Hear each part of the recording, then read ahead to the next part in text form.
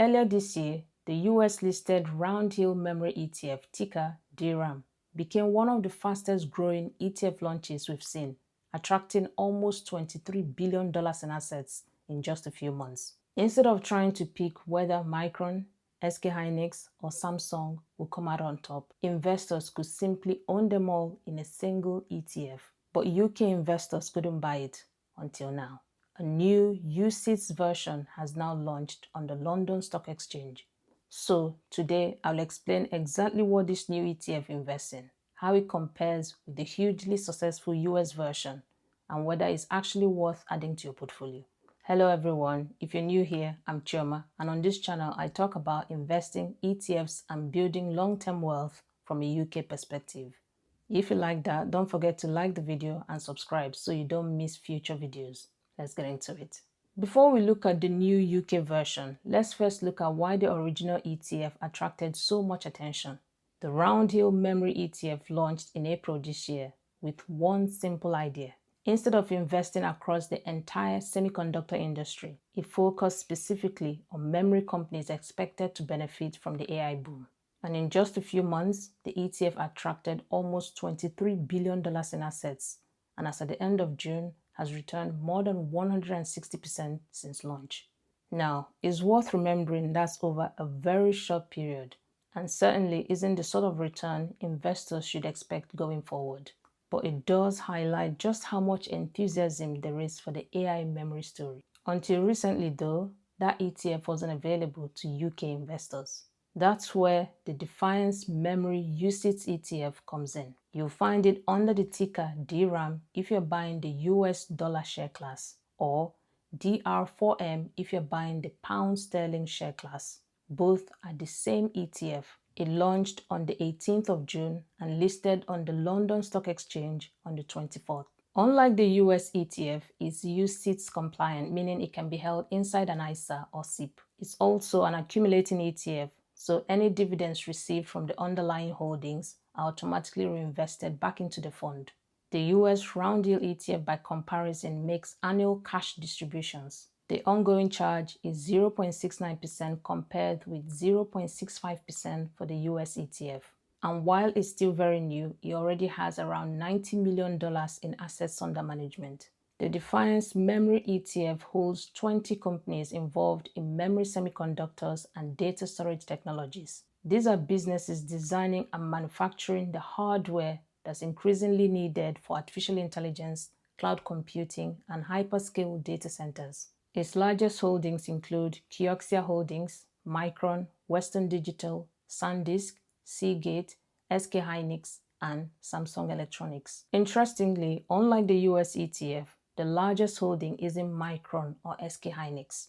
It's Kioxia Holdings at around 11%, with the rest of the portfolio spread relatively evenly across the sector. One thing I found particularly interesting is its geographic spread. Around 44% is invested in the United States, Taiwan represents around 27%, South Korea accounts for roughly 17%, and Japan makes up just over 11%.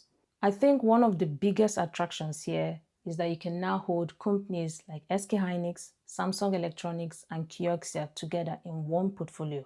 Until now, UK investors didn't have a dedicated memory ETF, and buying some of these overseas listed companies individually hasn't always been straightforward either. Now, although these ETFs target the same theme, they're actually built quite differently.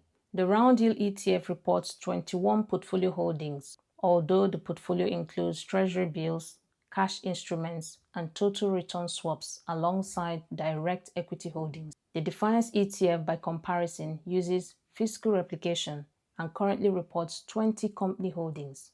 The biggest difference, though, is portfolio construction. Almost 3/4 of Roundhill's exposure rests on Micron, Samsung Electronics, and SK Hynix. Defiance is considerably more balanced. Its three largest holdings, Kioxia, Micron, and Western Digital, make up approximately 33% of the portfolio. What's interesting is that Defiance could have copied the Roundhill approach. Instead, it chose broader diversification across the memory ecosystem. That reduces reliance on any single company, but it also means performance could differ quite noticeably from the US ETF. Personally, I think that's an important distinction. Some investors would prefer the concentrated approach taken by Roundhill. Others may appreciate the additional diversification offered by Defiance. Of course, some investors will ask, why not just buy a semiconductor ETF? That's certainly a valid option. Funds like VanEck Semiconductor ETF and iShares MSCI Global Semiconductors ETF spread their exposure across the wider chip industry, including processors, foundries, equipment manufacturers, and memory producers. But memory companies only make up a part of these portfolios. The Defiance Memory ETF is much more targeted. It's designed for investors who specifically believe memory will remain one of the biggest beneficiaries of AI infrastructure spending over the coming years. So, rather than replacing a semiconductor ETF, I would see it as a complement to one. I think this ETF is most suitable for investors who already have a diversified core portfolio. One, targeted exposure to the AI memory theme. Don't want to bet everything on a single company, and like the convenience of owning companies such as SK Hynix, Samsung, Micron, and Kioxia inside a single ETF that can be held inside an ISA or SIPP. The Defiance Memory ETF finally gives UK investors access to an investment theme that's attracted enormous interest in the United States. It's concentrated, it's specialized, and with just 20 holdings, is certainly not a replacement for a broader global ETF. But if you've wanted exposure to the AI memory theme without having to bet everything on one stock, I think this ETF fills a genuine gap for UK investors. I'd love to hear what you think. Will you be adding the Defiance Memory ETF to your portfolio? Would you rather stick with a broader semiconductor ETF? Or if you had the choice, would you prefer the more concentrated US version? Let me know down in the comments. Before you take off, don't forget to tap the like button if you enjoyed the video. And subscribe if you haven't already. It lets me know you enjoy content like this and encourages me to keep making it. Thanks for watching, and I'll see you in the next one.